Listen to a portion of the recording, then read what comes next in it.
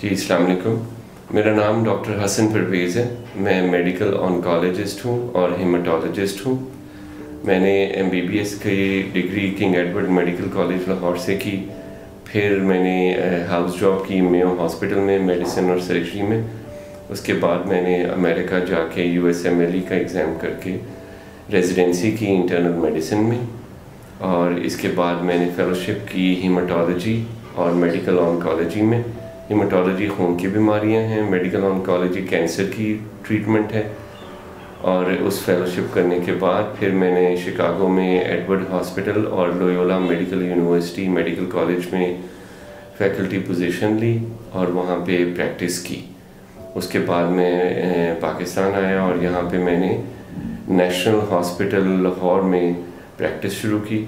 इसके अलावा पहले मैं डॉक्टर्स हॉस्पिटल में काम कर रहा था, लेकिन अब करंटली सिर्फ नेशनल हॉस्पिटल लाहौर डिफेंस के अंदर ही मैं मरीज़ों का इलाज करता हूँ। कैंसर जो है एक ऐसी बीमारी है जिसमें जो सेल्स हैं खुलिए जिस्म के, वो डिवाइड करना शुरू कर देते हैं और वो अपने आज़ाद हो जाते हैं, ऑटोनमस हो जाते हैं, और फिर वो आहिस्ता आहिस्ता फैलना शुरू कर देते हैं जिस्म में। मुख्तलिफ अज़ा को ख़राब करते हैं, मरीज़ को कमज़ोर कर देते हैं और जिस्म को लाग़र कर देते हैं। पाकिस्तान में और साउथ एशिया के अंदर जो कॉमन कैंसर्स हैं उनमें लंग कैंसर है, फेफड़ों का, इसके अलावा कोलन कैंसर है, बड़ी आंत का, मैदे का कैंसर है, गैस्ट्रिक कैंसर, लिम्फोमास हैं जो गदूदों के कैंसर है। इसके अलावा यहाँ पे खून का कैंसर, लुकीमिया बहुत कॉमन है, मसाने का कैंसर, ब्लैडर कैंसर, वो भी काफ़ी देखा जाता है। कि कैंसर क्यों होते हैं, इनकी वजह क्या है, इटियोलॉजी या कॉजेज़। इसमें बहुत से जो कैंसर्स हैं उनकी वजह हमें पता नहीं चलती। जिसमें ये रिसर्च की गई है तो उससे पता चलता है कि कोई DNA के अंदर म्यूटेशन होती है इंसान के जिस्म के सेल्स में। इस म्यूटेशन की वजह से वो सेल जो है ख़ुद ब खुद डिवाइड होना शुरू हो जाते हैं। इससे जेनेटिक म्यूटेशंस भी होती हैं जो पैदाइशी हैं, और कुछ एक्वायर्ड हैं जो एनवायरमेंटल फैक्टर से, माहौल के असर से हो जाती हैं। नंबर 2 है कि भाई कोई ऐसी इन्फेक्शन है जो कैंसर करती है, उसमें हेपेटाइटिस C है, हेपेटाइटिस B है। जिनको ये इन्फेक्शन हो वो किसी पॉइंट पे जाके जिगर का कैंसर कर देती है। कुछ ऐसी खुराक है जिसकी वजह से कैंसर होता है, बिल्कुल जैसे जो ख़वातीन के अंदर ब्रेस्ट कैंसर और ओवरीज़ का कैंसर जो है वो हार्मोन से रिलेटेड है।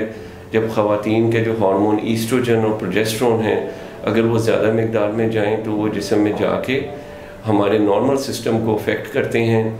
इसकी सोर्स हो सकती है जो हम दूध पी रहे हैं, अगर उसमें भैंसों को टीका लगाया हुआ है ईस्ट्रोजन का ताकि दूध ज़्यादा बने, उसकी स्क्रीशन ज़्यादा हो जाती है।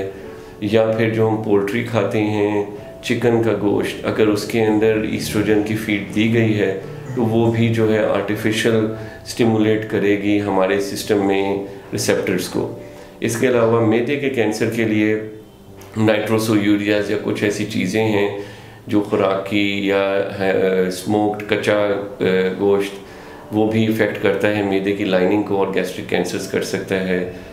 इसी तरह स्मोकिंग है जो कि सिगरेट पीना या तंबाकू का इस्तेमाल, स्मोकिंग से लंग कैंसर, मुंह का कैंसर, और नीचे जाके मैदे की नाली का कैंसर, इसोफेगस का, पेट का, फिर नीचे मसाने का कैंसर, और सबसे बड़ा फेफड़ों का कैंसर, ये स्मोकिंग से लिंक्ड अप है।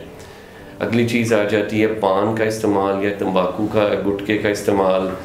इससे हेड एंड नेक का एरिया, मुंह के मुख्तलिफ जो ऑर्गन्स हैं, थूक बनाने वाले ग्लैंड्स हैं, सलाइवरी ग्लैंड्स, उनका, गले का, आवाज़ का जो साउंड बॉक्स है, जो आवाज़ बनती है, लेरिंग्स, उसका कैंसर ये तंबाकू और इसके साथ एसोसिएटेड है जो गुटखा, इन चीज़ों के साथ। अगला मरहला है अलामात क्या हैं कैंसर की, सिम्टम्स। ये वो चीज़ें हैं जब इंसान इनसे गुज़रे तो महसूस कर रहा हो कि भाई कोई ना कोई जिस्म में प्रॉब्लम है। अगर बुखार आना शुरू हो, गर्दन में गिल्टियाँ फील हों बगल में, और साथ कमज़ोरी है, ठंडे पसीने हैं, तो ये हो सकता है लिम्फोमा से रिलेटेड हो। कुछ ऐसे ही सिम्टम्स TB की इन्फेक्शन के साथ भी हैं, तो इसलिए डॉक्टर से रुजू करना ज़रूरी है। नंबर 2 है जैसे लंग कैंसर है, फेफड़ों का, उसमें खांसी का आना और बलगम के अंदर खून का आना, ये उससे होता है। तीसरा है ब्रेस्ट कैंसर, जैसे फीमेल्स को स्पेशली अपने रेगुलर चेकअप में जिस्म के अंदर कोई गिल्टी महसूस हो छाती के अंदर, और वो गिल्टी बढ़ रही हो, सख्त हो, या उससे जल्द के ऊपर कोई अल्सर या ज़ख़म बन रहा हो, तो ये अलामात हैं ब्रेस्ट कैंसर की। इससे आगे आप आ जाएं मैदे का कैंसर, उसमें खाना जब हम खाएं वो फंसना शुरू हो जाता है, यहाँ से निकलने में मुश्किल हो, तो मरीज़ को समझ होनी चाहिए कि ये मैदे की प्रॉब्लम है। नीचे आ जाएं आप बड़ी आंत का कैंसर, उसमें जो है कब्ज़ होनी शुरू हो जाए या पखाने के साथ खून का आना, ये दो अलामात सीरियस हैं जिससे कि मरीज़ को फ़िक्र होनी चाहिए कि बड़ी आंत के अंदर हाजमे का प्रॉब्लम है। इससे आगे ब्लैडर का कैंसर जो है मसाने का, उसमें पेशाब के अंदर खून के कतरे आना, ये कॉमन सिम्टम है। सर दर्द बहुत ज़्यादा होना, उल्टियाँ आना, आँखों के अंदर कोई विजुअल प्रॉब्लम्स या आँखों के आगे ब्लैकआउट्स आना, या जिस्म के किसी हिस्से का एकदम कमज़ोर होते जाना, ये दिमाग के कैंसर के अलामात हैं। अगला स्टेप है डायग्नोसिस, यानी कैंसर की तशख़ीस। अगर मरीज़ को ये अलामात जो पहले बताई गई हैं महसूस हों, तो उसको अपने डॉक्टर से रुजू करना है। जो डॉक्टर्स पेरिफेरी में हैं, इंटरनल मेडिसिन के जनरल फिजिशियन हैं, वो मरीज़ को चेक करके कहीं गिल्टी महसूस करते हैं तो उसकी इम्पॉर्टेंट चीज़ है बायोप्सी करना। बायोप्सी करने से पता चल जाता है कि इसके अंदर कौन से सेल्स हैं खुलिए। कैंसर का इलाज तब मुमकिन है जब हम समझ सकें कि कैंसर की अंदर उसके इंग्रेडिएंट्स क्या हैं, उसके सेल किस किस्म के हैं।